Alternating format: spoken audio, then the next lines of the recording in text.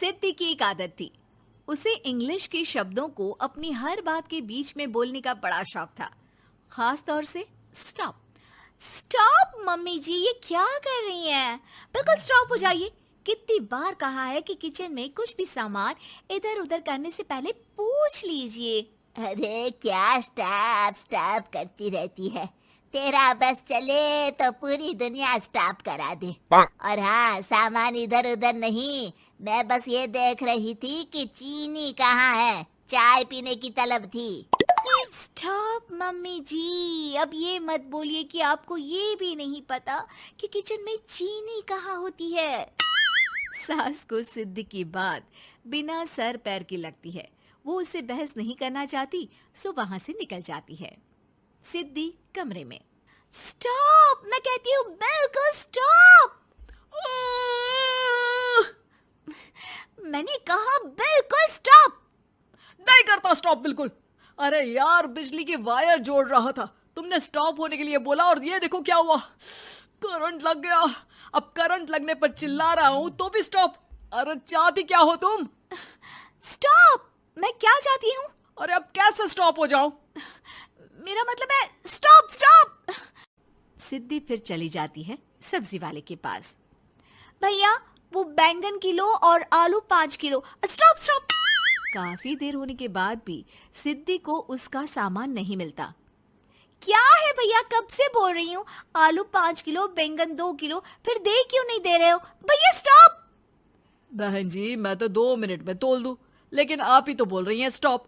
अब इतनी तो अंग्रेजी हम भी जानते हैं ना कि स्टॉप का मतलब होता है कि रुक जाओ, तो रुक गए भाई। अरे यार, क्या लोग हैं। स्टॉप। अरे तोलो तोलो चलो।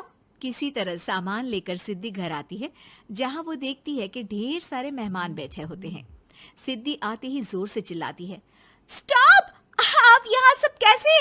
अरे अब कैसे स्टॉप हो जावे बहू, जितना आना था आ गए हम। अब हाँ बैठिए ना। सासू माँ, आप बात करिए, मैं चाय बनाकर ला रही हूँ। सभी बात करने में लग जाते हैं कि तभी सिद्धि किचन से निकल कर आ जाती है। Stop stop. अरे क्या खाएंगे आप लोग? पकौड़ी बना दूं या चीला, या फिर इडली बना दूं?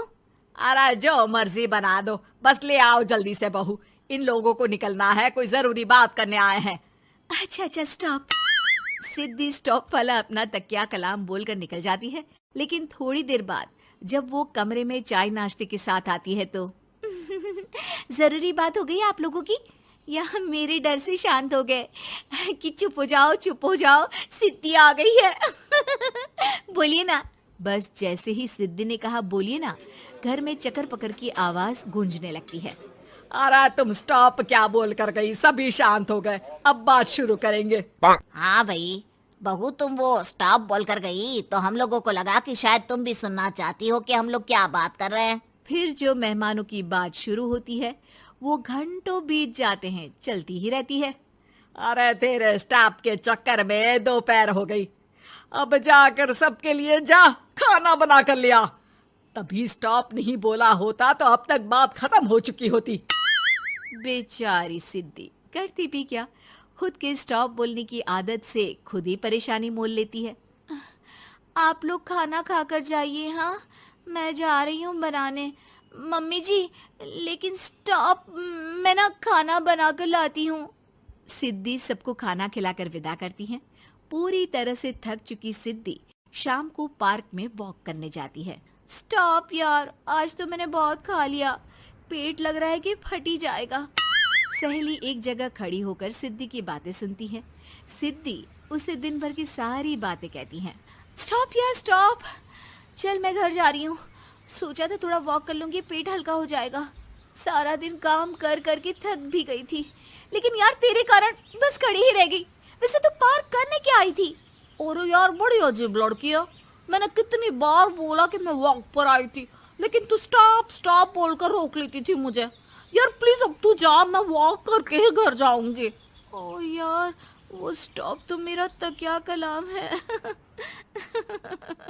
घर के सभी लोग सिद्धि के स्टॉप से परेशान थे। वे कभी उसके बोलने पर स्टॉप हो जाते तो मुसीबत आ जाती, कभी नहीं होते तो भी मुसीबत आ जाती। अरे मैं तो इस बहू के तकिया कलाम से परेशान हो गई हूँ। अरे कोई तो उसकी ये आदत हटाए। देखो माँ, ये जो आदत होती है ना, जब तक खुद की जान पर न बन जाए आदत छूटती नहीं। अरे उसकी जान पर बनाए उससे हमें क्या, हम लोगों के लिए तो ये परेशानी का कारण बनती ही जा रही है। उधर सिद्धि खुद सोचती है, अरे यार, पहले बाजार से देर, फिर दिन का सारा खाना, और फिर पार्क में मैं टहल भी नहीं पाई। क्या करूं? इस तकिया कलाम के कारण मैं खुद ही परेशानी झेल लेती हूँ। एक काम करती हूँ, आज से सोच समझ कर बोला करूंगी। बहू स्कूटी उठाती है और निकल जाती है, लेकिन जैसे ही वो बीच चौक पर पहुंचती है, स्कूटी फिसल जाती है और वो नीचे गिर जाती है। हाय रे, कोई तो बचाओ, किसने टक्कर मार दी मुझे? कितना दर्द हो रहा है, कोई तो डॉक्टर के पास लेकर चलो। स्टॉप। बस जैसे ही बहू स्टॉप बोलती है, सारे वहीं रुक जाते हैं। बड़ी घमंडी औरत है, एक तो हम बचा रहे हैं, ऊपर से देखो स्टॉप बोल रही है। स्टॉप, कोई नहीं है क्या इस पूरे शहर में? बहू अपने तकिया कलाम की रट लगा कर रखती है। स्टॉप, कोई है? कोई स्टॉप? लोग उसकी मदद के लिए आगे तो आते हैं, लेकिन जैसे ही उसका तकिया कलाम सुनते हैं, वहां से निकल जाते हैं। तभी कहीं से उसका पति लौट रहा था। वो बीवी को रास्ते में पड़ा देख हैरान रह जाता है। अरे तुम यहाँ, कितनी चोट लगी है तुम्हें? पति आसपास खड़े लोगों पर गुस्सा हो जाता है। आप लोगों को दिखाई नहीं दे रहा कि मेरी बीवी को चोट लगी है? कोई भी नहीं है जो उसे उठाकर बिठा सके? अरे भाई साहब, कोई क्या मदद करे इस महिला की। और इतनी घमंडी है, जब भी इन्हें उठाने की कोशिश करो स्टॉप स्टॉप बोल देती है। स्टॉप, ये क्या बोल रहे हैं आप लोग? मैं पिछले आधे घंटे से दर्द सह रही हूँ। स्टॉप। पति समझ जाता है कि मामला क्या है। वो सर पर हाथ रख लेता है, लेकिन जल्दी ही बीवी को डॉक्टर के पास ले जाता है। ओह, इन्हें तो बहुत ज्यादा चोट लगी है। आप लोगों ने इन्हें लाने में कुछ ज्यादा ही देर कर दी है। रुकिए, मैं चेक करता हूँ। डॉक्टर जैसे ही बहू के पास पहुँचता है। हाँ तो मैम, कहाँ चोट लगी है आपको? यहाँ? स्टॉप। डॉक्टर देखते देखते अचानक रुक जाता है। अब भी स्टॉप? अरे नहीं नहीं डॉक्टर साहब, अब तो सपने में भी स्टॉप नहीं बोलूंगी।